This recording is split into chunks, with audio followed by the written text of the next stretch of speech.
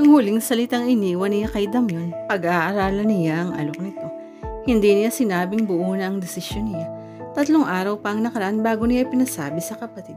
Ipinasabi rin ni Damyon na kung gusto niya pwedeng sa restaurant siya tumuloy araw-araw pagkagaling sa eskwela para bago umalis si Vicky ay maturuan siya ng mga dapat gawin.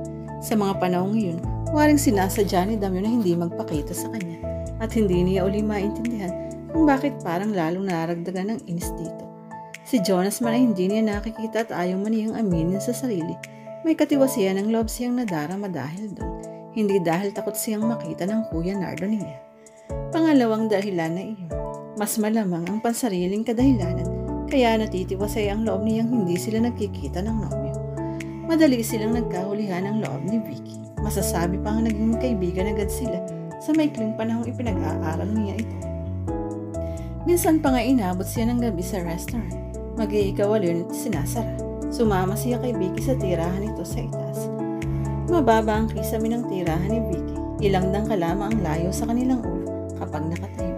Ngunit hindi naman inkombenyenteng gumalaw dahil maluwang papahabang sukat niyon. Sama-sama na lahat dito. Ani Vicky habang inilibot siya sa loob. Dito pinakasalas ko, dun sa sulok ang kitchen at sa likod niyang divider ang silid ko.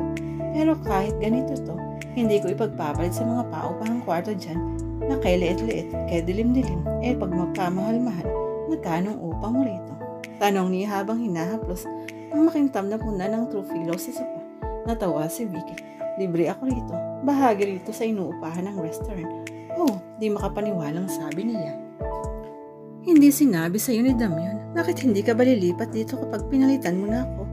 Alanganing napailing siya. Hindi siguro ako papayagan ng Kuya Nardo kaya hindi na rin binanggit ni Damyon. Hanggang ngayon nasiwasi ang tawagin ito sa unang pangalan. Saka ang lungkot naman siguro kung nag-iisa lang ako rito. Dagdag niya. Sa umpisa lang yun, masasanay ka din. Pero mas masaya nga ang may kasama.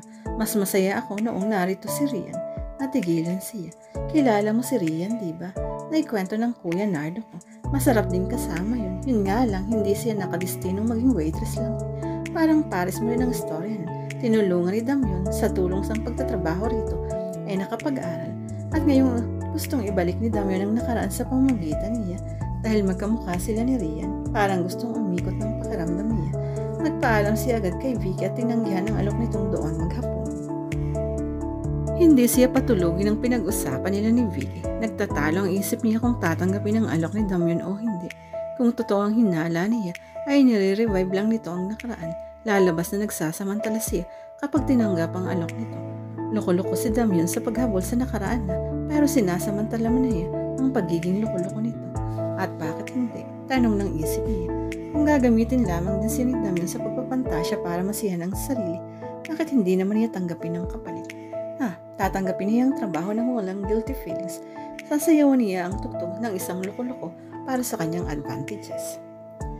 Biyernes ng tanghali nakabang si Jonas sa may gate ng universidad. Nakita niya agad ito dahil kinawayan siya.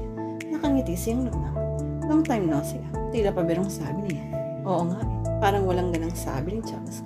Pagkatapos tumingin sa kanya na tila may hinihintay pang ibang marinig. Ihahatid mo ba ako? Tanong niya. Hindi na tayo magse-celebrate. Natigilan siya. Ano ang dapat nilang ipag-celebrate? Formal na formal si Jonas. Para pang may gustong itagong galit sa iyo. Saka lang niya naalala. Jonas, I'm sorry. Hiyang-hiyang sabi niya napakapit sa braso nito. Okay lang. Ni Jonas na hindi naman kababakasan ng paghihinakit sa tingin. Ano lalabas ba tayo? Dapat ay magre-report ako sa restaurant ngayon. Kumunot ang noo ni Jonas. Magtatrabaho na ako. Kahera sa The Alley. Magandang restaurant sa Cubao. Nagtitraining na ako since last week. Tumango lamang si Jonas na hindi naman masyadong interesado. Pwede ka naman sigurong hindi mag-report ngayon. Pero magpapaalam din ako kay Vicky. Sige, pagbibigay ni Jonas. Angkas na, itumuro mo lang sa akin kung saan. Tinodyo siya ni Vicky nang makita ang kasama niya. Mula sa bubog na pinto ng restaurant, nakita si Jonas sa motorsiklo. Pogi pala ani Vicky habang sinisipat si Jonas. Kung ako lang masusunod, dito ko na lang gustong kumain kami. Aniyang tumingin din kay Jonas sa labas. Saan ka ba niya ititreat? Kinibit niya ang balikat. Hindi ko tiyak. Baka sa disco. May mga barkada pa raw siya na daraanan kami. Sige, ani Vicky. Enjoy yourself. Pero bukas ipupunta ka rito ha. Oo, aniyang kumakaway pa habang palayo sa kaha. 3 pareha sila na nagdisco. Barkada ni Jonas ang dalawa, si Lito at Alan. Ang kasama ni Lito ay ang babaeng lagi na niyang nakikitang kasama nito sa school. Nitong mga nakarang araw, ang babaeng kasama ni Alan ay bago sa kanya ang mukha. Hindi ang alam niyang syota nito dati. Papalalim na ang gabi at papalakas ang tawanan nila. Walang tigil ang order ng alak ng tatlong lalaki. Sa isang baso ay magkasalang umiinom si Lito at ang nobya. Ganon din si Alan at ang kasama ito. Sila lamang ni Jonas ang hindi dahil pambabaeng iniinom niya. Napilitan siyang umorder ng Bloody Mary. Nang kantsawan siya ng 5 na birthday ni Jonas ay KGC yan. Masarap naman ang inumin niya. Matamis at bagya lamang ang pait. Okay diba? Nakangising tanong ni Jonas na pagkakaupo sa tabi niya. Nakakabay ang isang kamay sa sandalan ng upuan. Manaka-naka. Nararamdaman niya ang pagdantay ng kamay nito sa balikat niya. Pero hindi niya pinapansin. Okay, sabi niya. Nang maubos niya ang laman ng baso ay muling umorder si Jonas. Hindi nito pinakinggan ang pagtanggi niya. Hindi naman nakakalasing ito eh. Diba mga pare? Anito kina Lito at Alan. Hindi nga, nakatawang sagot ni Alan. Hindi matiyak ni Skyla kung nakita nga niya nagkindata ng tatlo. Dahil ang disco music ay non-stop, muling sumayaw sina Alan at Lito. Pero magkapalit ng pareha. Sa halip na tumutol, tila natuwa pang dalawang babae. Nagbubungis-ngisan patungo sa dance floor. Dumating ang in-order ni Jonas na Bloody Mary. Inabot ni Jonas ang baso sa kanya. Unti-unti sinimsim niya ang inumin. Nagtaka siya ng matagpo ang ngiti yung mapait ngayon. Ibinaba niya ang baso at hinimas ang lalaman. Ba't parang tumapang? Tanong niya. Hindi, ani Jonas. Baka nanibago ka lang. Ibinigay ulit sa kanya ni Jonas ang baso. Hinihinay-hinay niya kaysa dati ang pag-ubos sa laman niyon. Sinabayan niya ng panonood sa dance floor.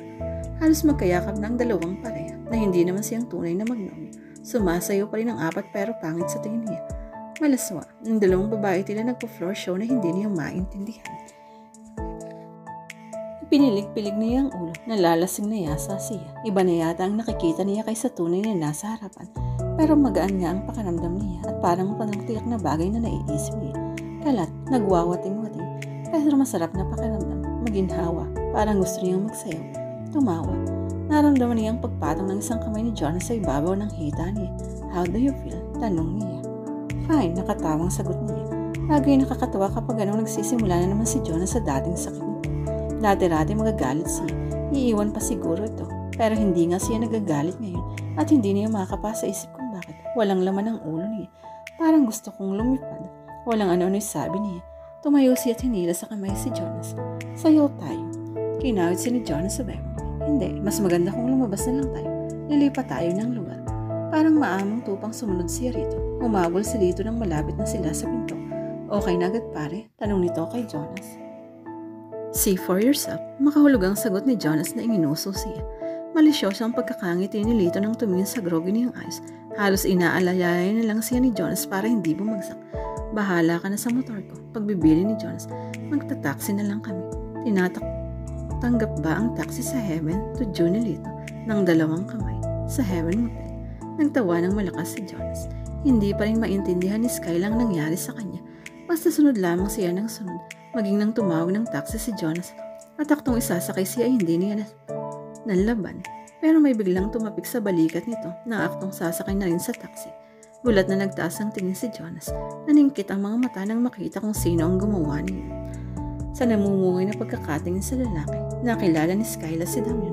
Nakangiting kumuhay si Rito pero parang hindi niya may buka ang bibig para batiin ang binata. Ba't kaya narito si Damian? Saka ba't parang galing? Inaantok siya. Hindi, nag-iinit pa lang buong katawan niya. Ano ba tong nararamdaman niya? Bakit hindi siya makapag-isip ng tuwid? Ako nang maghahati sa kanya pare. Mariing sabi ni Damian kay Jonas. Masaya ka? Nangiinsultong sabi ni Jonas. Anong palagay mo sa sarili mo? Si Lito Lapid, si Roddy Fernandez. So, hindi mo siya makukuha nang hindi tayo magkakasakitan. Nasa tingin ni Jonas ang pagbumanta. Pinaghiwalay pa nito ang mga panat nila humahanda sa laban. Fine, kalmado pa rin tugon ni Damian. Call ako. Pero call ka ba sa iskandalo? Natigilan si Jonas. Saglit na nalito. Dumilim ang mukha ni Damian. Tila ang ngit ay gustong ipahatid sa kasulok-sulukang bahagi ng utak ni Jonas. Dahil tinitiyak ko sa iyo, papasok ka sa kalaboso pagkatapos natin. Illegal use of prohibited drugs and abduction. Alam ko, drinoga mo si Skyla at mapapatunayan ko yun sa pamamagitan ng isang manggagamot ngayong gabi rin ito. Napatda si Jonas. Bumaka sa anyo ang takot. Kinuha ni Damian sa taxi si Skyla. Iniyakap sa leeg nito at unti-unting umurong patungo sa naghihintay nitong kotse. Hindi pa rin tumitinag si Jonas. Mas gusto mong tayo na lang ang nakaalam nito, diba? Nasisiyang sabi ni Damian. Isinakay na nito sa kotse si Skyla. Binuhay ang makina. Pinahinto nito ang kotse ng matapat kay Jonas. Mapatayin na rin nga pala si Skyla. Ang nakainting sabi, dahil imposible namang hindi ko ipalam sa kanya ang ginawa mo. Humarurot ng palayo ang kotse ni Damian. Nagtaka pa ang taxi driver nang bigla na lamang sipain ni Jonas ang tagiliran ng taxi.